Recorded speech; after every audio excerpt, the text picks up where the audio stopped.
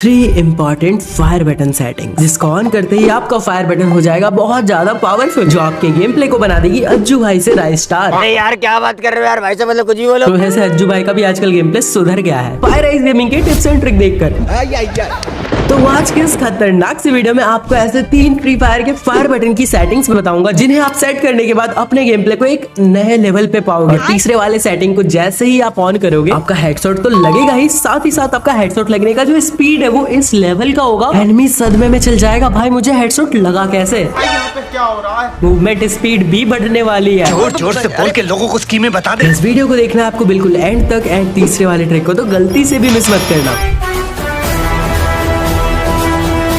तो दोस्तों normal fire button को फायर बनाने के लिए आपको सबसे पहले फायर बटन का पोजीशन और साइज को अपने हिसाब से परफेक्टली सेट करना पड़ेगा। अब आप इसको कैसे कर सकते हो? सबसे पहले आपको क्या करना है, आपको देखना है अपने थंब को, क्योंकि 99.99% प्लेयर्स जो होते हैं वो अपने थंब से ही फायर करते हैं। बाकी जो 0.001% प्लेयर्स होते हैं वो होते हैं कुछ लेजेंड्स। चलो मैं आपको हैंड कैम करके दिखा देता हूँ। अब इस थंब को अपने फायर बटन के ऊपर रखना है और देखना है कि आपका फायर बटन कहीं से भी दिखना नहीं चाहिए। अपने थंब के बराबर अपने फायर बटन को रख लेना, इसका मतलब आपका फायर बटन का साइज परफेक्ट है। इससे होता क्या है, अगर आप बहुत ज्यादा बड़ा रखोगे तो आपको मैं अभी पूरा का पूरा कस्टम एचयूडी समझाता हूँ। ये जो कॉर्सेयर है, ये जो एम है, इसके जो लेफ्ट साइड है, कहीं भी क्लिक करोगे, कहीं भी टैप करोगे तो आप अपने जॉयस्टिक को पकड़ लोगे। यहाँ से आप अपने स्क्रीन को रोटेट नहीं कर सकते। अब आपको अपने स्क्रीन को रोटेट करने के लिए बस इस राइट साइड वाले पोर्शन का यूज करना पड़ता है। बट इस राइट साइड में आपको ये गन वाला बॉक्स भी रखना है, आपको जंप करना है, आपको सिट करना है, आपको सोना है, आपको कैरेक्टर का यूज करना है, साथ ही साथ फायर बटन, इतने सारे चीजों को आपको एक साथ लेके इस राइट साइड में चलना पड़ता है। उसके साथ आपको फ्री स्पेस चाहिए जहां पे आप अपने थंब से ऐसे ऐसे स्क्रीन को रोटेट कर पाओ। तो यहाँ पे अगर आप अपने फायर बटन को बहुत ज्यादा बड़ा रख लोगे तो आपको स्पेस ही नहीं मिलेगा। आप रोटेट कैसे करोगे, आप मूवमेंट कैसे करोगे? इसलिए आपको बड़ा नहीं रखना। अब बात करते हैं आपको छोटा क्यों नहीं रखना। अगर आप छोटा रखोगे अपने फायर बटन के साइज को तो आपका गेम प्ले पे फोकस रहता है। जब आप गेम खेलोगे ऐसे में तो आप नॉर्मल जब अपने फायर बटन को सेट करने आए हो तो आप अपने फायर बटन को देख के मारोगे, पर जब आप गेम खेलोगे ना तब आप अपने फायर बटन को नहीं देख कर मारोगे। आप ऐसे बस अपने गेम पे फोकस रहेगा, आपका थंब ऑटोमेटिक आपके फायर बटन पे जाएगा और ऑटोमेटिक वो फायर करेगा बिना देखे।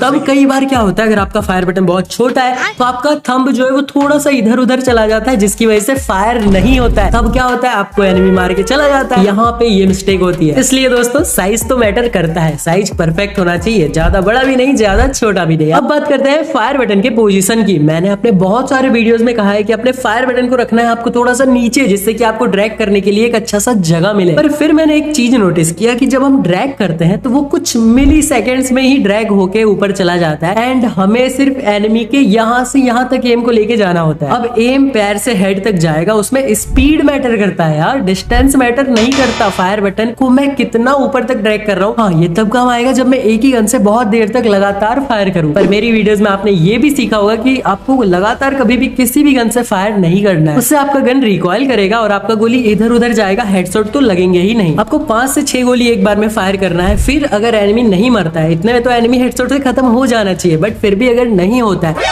तो आपको थोड़ा सा ब्रेक लेना है, या तो आप वॉल लगा दो या फिर आप एक बार सेटअप करो या फिर थोड़ा जंप कर लो, कुछ भी कर लो, बट 5-6 गोली के बाद आपको एक ब्रेक लेना है। यूएमपी और एके ऐसे गनों में तो बिल्कुल एकदम याद से यही करना है। समझ रहे हो? बैक टू द पॉइंट, हमें यहाँ पे अपने फायर बटन को रखना कहाँ है। मैंने बहुत ज्यादा दिमाग लगाया, बहुत ज्यादा रिसर्च किया और फिर ये चीज समझा कि हमारा जो डिफॉल्ट फायर बटन का पोजीशन होता है वो भी कुछ खराब नहीं होता, क्योंकि आपको स्पेस प्रॉपर मिल ही जाता है। एंड आप कभी भी ऐसे फोन को होल्ड करोगे तो आपका जो थंब है वो इसी जगह पे नेचुरली आएगा। आप अपने फोन को ऐसे होल्ड करो और आपका थंब देखो कहाँ पे जा रहा है, यहाँ से आपको अब ड्रैग करना है। तो इस चीज को दिमाग में रखते हुए फायर बटन के पोजीशन को खुद से सेट करो। क्या बात है, क्या बात है। अब हमने इसका साइज भी सेट कर लिया और परफेक्टली इसका पोजीशन भी सेट कर लिया अपने हिसाब से। अब बहुत सारे प्लेयर्स एक मिस्टेक करते हैं, वो अपने फायर बटन को हाइड कर देते हैं, मतलब उसका ऑपेसिटी को बिल्कुल कम कर देते हैं, जिससे कि आप फायर करते टाइम आपका हाथ वहां पे नहीं जाता, इधर उधर चला जाता, आपको फायर बटन दिखाई नहीं देता।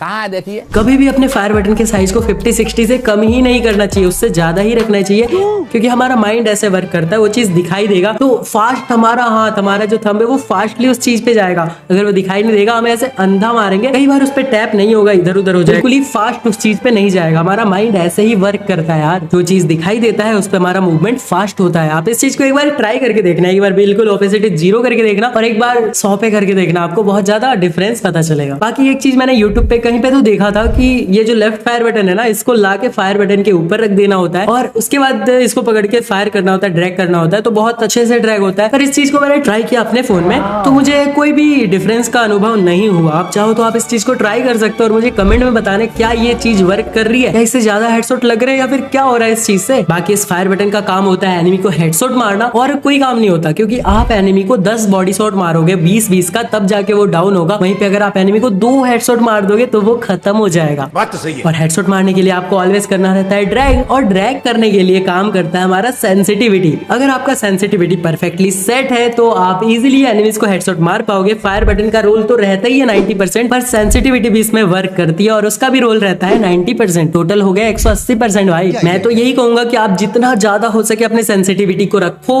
अगर आपका सेंसिटिविटी कम में भी चल जा रहा है, आप मार ले रहे हो, पर फिर भी अपने सेंसिटिविटी को ज्यादा रखो। आपको अभी के लिए ज्यादा लगेगा, पर जैसे आप खेलते जाओगे आपको उस चीज की आदत हो जाएगी और ज्यादा सेंसिटिविटी में आपका मूवमेंट भी बहुत ज्यादा फास्ट होगा। हेडशॉट भी बिल्कुल स्पीड में मार पाओगे। कम सेंसिटिविटी में मारोगे तो हेडशॉट तो लगेंगे पर वो कम लगेंगे और स्लो लगेंगे। पर वहीं पे अगर आपका सेंसिटिविटी ज्यादा होगा तो आप डायरेक्ट लेग से डायरेक्ट हेड पे चले जाओगे। आपका एम बहुत जल्दी मूव करेगा। आप समझ रहे हो इस चीज को? समझोगे यार। सब्सक्राइबर अपने बहुत ज्यादा प्रो है। फायराइज गेमिंग की वीडियोस देखते हैं ना, तो प्रो कैसे नहीं होंगे यार। और जिसने सब्सक्राइब नहीं किया वो सब्सक्राइब कर दो भाई। अब सब्सक्राइब कर ही रहे हो तो आपका भी कुछ फायदा होना चाहिए यार। आपको भी खुशी मिलनी चाहिए। नहीं, ये वाली खुशी नहीं, आनंद आनंद मिलना चाहिए यार आपको। और आनंद कैसे मिलेगा? एक ही ऐसी चीज है जिससे हमें आनंद मिल सकती है गेम के अंदर, और वो है डायमंड्स। डायमंड से हम बंडल, गन स्किन सब कुछ ले सकते हैं। और डायमंड्स को हम कैसे ले सकते हैं? पैसों से। बहुत महंगे आते हैं यार डायमंड। पर मैंने आप लोगों के लिए ढूंढ निकाला एक ऐसा ट्रिक, एक ऐसा खुफिया ट्रिक जो सिर्फ ओल्ड लेजेंड प्लेयर्स को ही पता है, पर अब आपको भी पता चलने वाला है। कुछ नहीं करना है, इस वाले वीडियो पे क्लिक करना है, जाके इस वाले वीडियो को पूरा देखना है। पूरा का पूरा ट्रिक मैंने स्टेप बाय स्टेप बताया है, जाके देखो, फॉलो करो और कर लो अपने अकाउंट में डायमंड्स की बारिश। 5000 डायमंड्स बिल्कुल ही फ्री में ले पाओगे यार। जाके देखो इस वाले वीडियो को। मैं मिलता हूँ आपसे अगली वीडियो में, तब तक के लिए bye bye, take care and love you all.